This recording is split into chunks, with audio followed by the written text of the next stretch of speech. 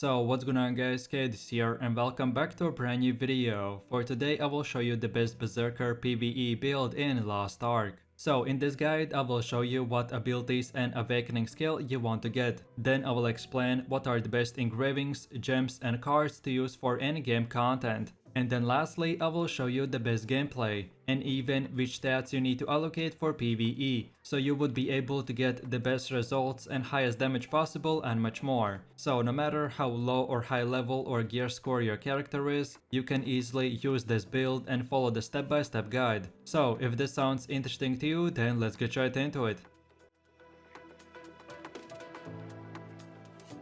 So the Berserker is a class with high burst and large AoE skills. The damage compensates more than enough for the long cooldowns and low mobility of this class during the leveling and dungeon farming process. He can obliterate massive amount of mobs in just few seconds. So then for our endgame build, we will be using the Berserker's technique Engraving. The Berserker itself revolves around burst mode and dealing huge burst damage with your skills. Normally when the burst mode ends, the player gets a debuff for the next 30 seconds, so you're not able to build up your meter right away. By us using the Berserker's technique, it will remove this debuff and give us additional 30% crit damage when in the burst mode. So if you're looking for the best leveling, raiding, chaos dungeon or any other PvE content build, then this is the one for you. Okay, so now let's move over to the build itself, and these are the skills you want to have. So for the first ability we have the shoulder charge, and this time we use just 4 levels to unlock the excellent mobility. Then for your gems you don't want to select anything, and then lastly for your rune you want to get the quick recharge. Then for the second ability we have the Hell Blade,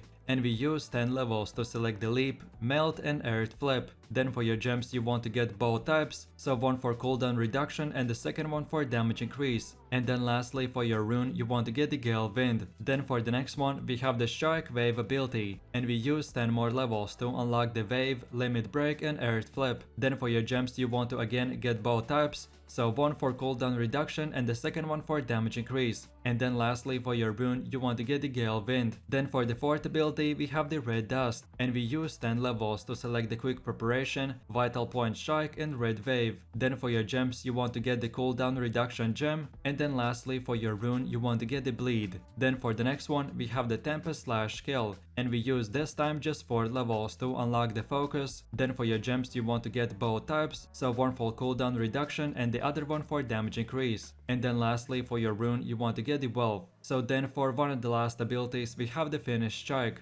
and we use 10 levels to select the Tenacity, Weak Point Detection and Kill Confirm. Then for your gems you want to again get both types, so the first one is cooldown reduction and the second one is damage increase. And then lastly for your rune you want to get the Gale Wind. Then for the 7th ability we have the Chain Sword, and we use just 4 levels to unlock the Nimble Movement. Then for your gems you don't want to select anything. And then lastly for your rune you want to get the Gale Wind. Then for the last and final ability we have the Wind Blade, and we use our last 10 levels to select the Quick Preparation, Focus and Wind Swift. Then for your gems you want to get both types, so one for cooldown reduction and the second one for damage increase. And then lastly for your rune you want to get the Wolf. Then as well after level 50 for your awakening skill you want to get the Chain of Vengeance. But if you haven't reached level 50 yet, then here is a specific guide on which abilities you should upgrade first while leveling with the Berserker. And then on top of all this, focus on equipping as high item level gear as you can. And then at the end game you should have 350 crit and 1250 specialization. But again, if you haven't reached this point yet, then try to have around 70% stats into specialization and 30% stats into crit.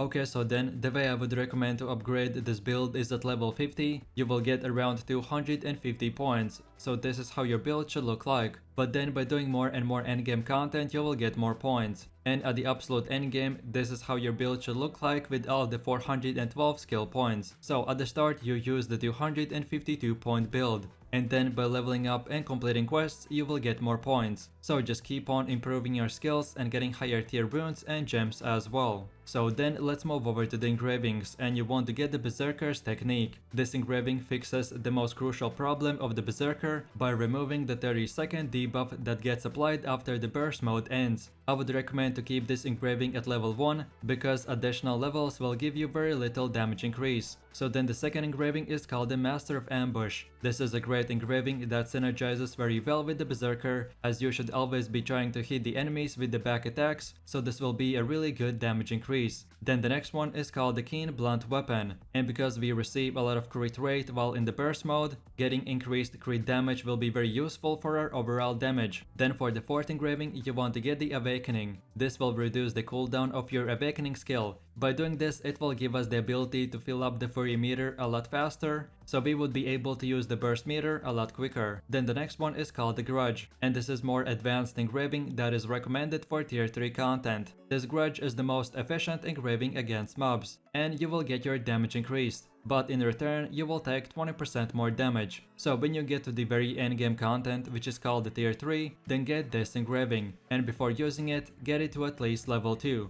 because at level 1 this engraving is not that efficient. And then for the last engraving we have the Cursed Doll, and this is a significant attack power increase at the cost of 25% healing penalty. This penalty can be offset by paying more attention on dodging red AoE circles and by using healing potions more often. So then in my summary, I would recommend to get the top 3 engravings first and then the bottom 3. And then last but not the least, let's move over to your cards, and you want to get the Armin, Syria, Solus, King Tyrann, Carmen, and Delane Armin. In general, these cards are an endgame system for maximizing your character, so you don't have to get them right away, but these specific cards will optimize your damage output in PvE even more. I did bunch of testing for this build and this was the best and most optimized card set. Okay, so then moving over to the gameplay, and if you have played this class while leveling, you will be very familiar with the skills, so I will give you just short description. So then for the first ability we have the Chain Sword, and the skill serves two purposes. The first one will give us a self buff that will give us plus 15% crit rate, and then the second one is a counter attack skill. So on bunch of groups you can use this ability for more damage, or for bosses save the skill to counter attack the enemy. Then the second ability is called the Red Dust, and this is a very important skill, because when you use it, it will swing your sword inflicting bunch of damage and at the same time giving you a buff that will increase your damage by 30% for the next 6 seconds. Then the next ability is called the Hellblade, and this skill usually is used as a gap closer with its leap ability to reposition yourself after dodging mechanics, and this is one of your highest damage AV skills. Then the next 3 abilities are called Windblade, Finish Strike, and Tempest Slash, and these skills are good damage dealers that will most importantly stagger your enemies. Then for one of the last abilities we have the Strike Wave, and this skill's damage varies depending on the hitboxes for the boss. This skill deals damage in 4 consecutive strikes, in a line extending outwards. Some bosses or mobs require a certain positioning to successfully hit with all of your 4 hits. Other bosses, no matter what you do, can only be hit 3 times. But basically this skill is very good high single target damage ability. Then for the last ability we have the Bloody Rush, and this is your Z skill, which you can unlock when you fill up this meter and after activating the burst mode. His damage is extremely high, so you want to use it as much as possible.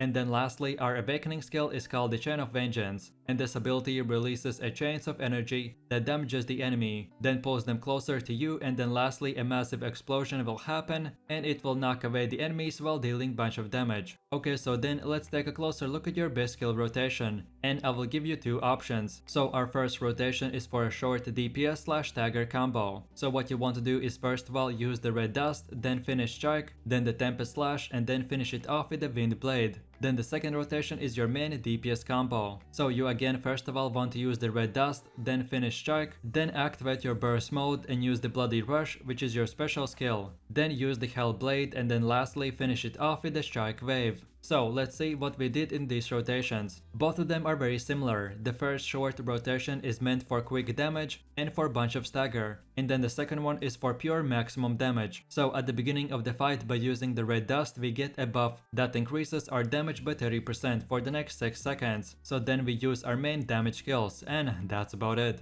This Berserker's build is very simple and straightforward. Just of course, depending on if you're fighting a boss or bunch of mobs, you may want to save a skill for the counter attack and much more. My biggest recommendation is to learn what each ability does, and with time and practice you will know what to do in each fight. So now for my last and final conclusions for this build. Remember that the Berserker's technique engraving is very important for this build, because it will allow you to fill up your meter right away after the burst mode ends, without having to wait for the debuff cooldown. Then as well, a thing I like to do is use the Chain Vengeance at the beginning of the fight, which is our awakening skill, and if we use it at the beginning of the fight, it will fill up your meter by 20 to 40%. Then as well, you need to know that the Berserker has a really good stagger, and you will contribute a large part to boss mechanics at the endgame raids or dungeons, so use it to your advantage. And then lastly, don't forget to start your fights with the red dust skill, because you will receive a plus 30% damage increase for the next 6 seconds, and that's about it. So I really do appreciate everyone for watching, guys, and I hope you enjoyed it. If you have any suggestions, feedback, or other good Lost Ark PVE classes that you would like to see in the next video, then feel free to leave your comments in the comment section down below. And while you're doing that, please click like, subscribe, and enable that notification bell, so this way you could support the channel and you won't miss any more amazing content from me. With all this said, you have an amazing day, and I'll catch you in my next video, so take it easy, peace.